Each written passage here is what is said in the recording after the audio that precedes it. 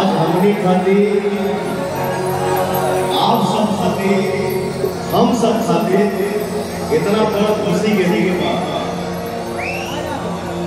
कि हमारे नेताजी का जन्मदिन। मैं ये चाह रहा हूँ दूसरा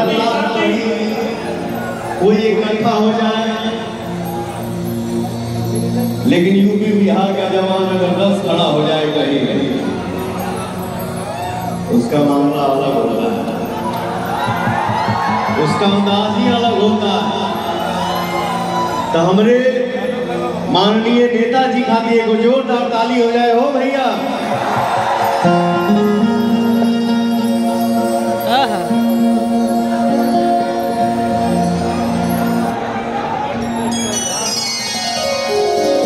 मैं खुद आज इतना खुश हूँ कि मैं शब्दों में क्या बयान करूँ, उनको कोई समझ में नहीं आ रहा। कल पवन सिंह का भी जन्मदिन था, जोरदार ताली बजा दीजिए।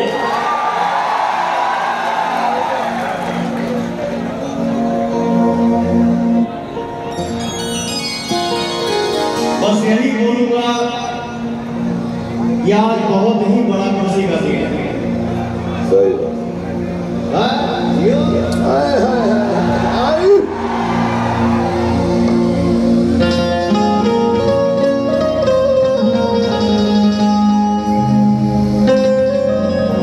एक बार फिर से बोलिए हमारे संत समाज के।